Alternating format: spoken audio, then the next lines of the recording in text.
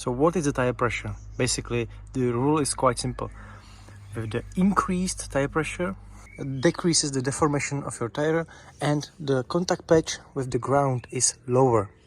With the lower tire pressure, the contact patch, the surface area of the tire touching the ground is higher.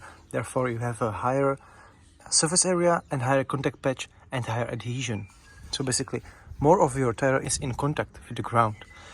But with the higher contact patch, it's connected higher surface area, that means more rolling resistances, that means higher fuel consumption and higher driving resistances basically.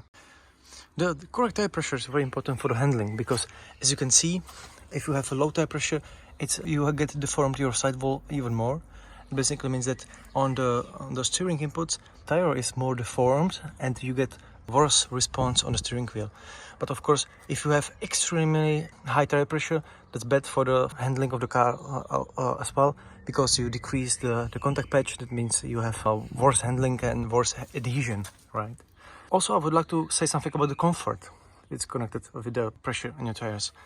So usually, the lower that you go with the pressure, the more comfortable your car is, because then the sidewall is able to eat all the small tiny bumps and the vibrations from the road, and basically your suspension is not forced to deal with everything. But today, once we got the ecological standards and the emission levels in the European Union, of course, every increase in the pressure is decrease in the rolling resistances. Basically, that means decrease in the emissions on the measurements. So basically, therefore, you have not like 2.2 or 2.3 bars in the tires, but the minimum is 2.5. Then even for some cars, they say something like the eco mode or the eco pressures. That means basically this car doesn't have it, but it can say here something between the low and high load, and it can say eco.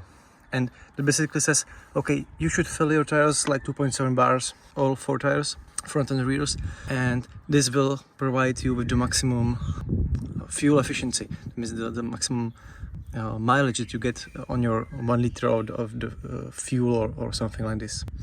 And it's worth to mention that you have different pressures for different tires and sizes, and as well for different type of tires. M and S means here mud and snow, and you should use different tire pressures for these mud and snow tires, even though they have the exactly same dimensions. As you can see here, 225 by 40 by 18. This is here as well, but the difference is between 2.5 and 2.7 and 2.9. So if we have mud and snow tires, basically that means winter tires or all-season tires, you should pressure the tires for higher pressure, 2.7 instead of 2.5. If you cannot find this list of the pressures somewhere in your car, as I said here on the door jam or on somewhere on the fuel gauge, you can always check the owner's manual. It's stated. So in fact, those two tire pressures for the low load and for the high load are not 2 points that you have to obey, just 2.5 or 2.7 in the front and 2.5 or 3 in the rear. But basically there is an interval.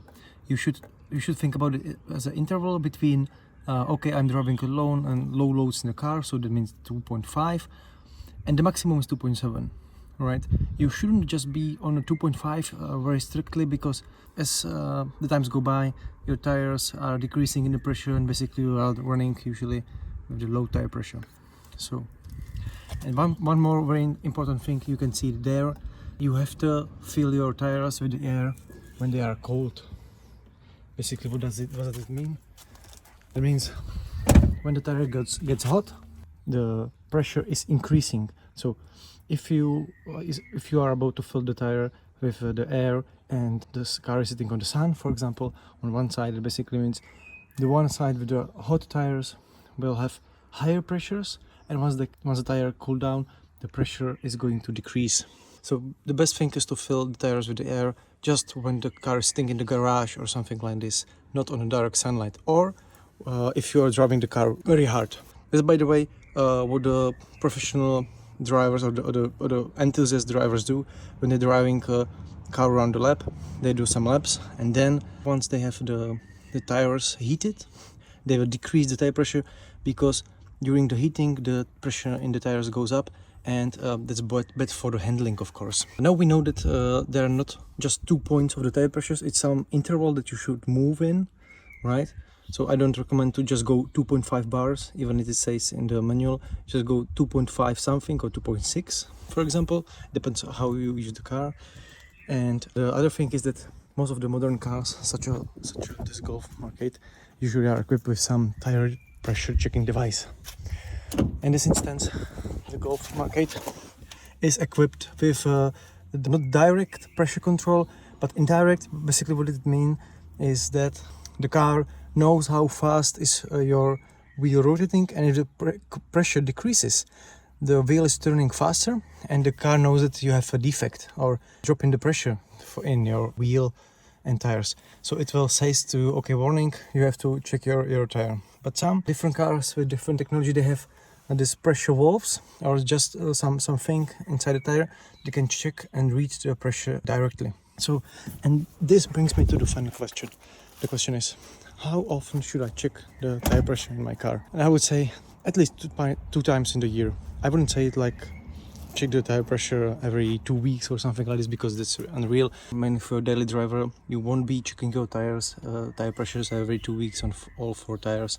But I would say if you have winter and summer tires, if you do the swapping of the tires, you should set the correct tire pressure at least when you are changing to summer or winter tires, or when you are, for example, going on holiday with a family and full kids and a full luggage compartment, and the car is very heavy. So then I would check the tire pressures once again, and of course if you increase the tire pressures, you should drop them out after.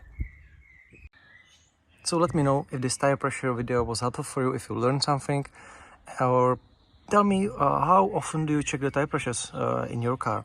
I do like twice or 4 times per year. It depends where we are driving on the holidays.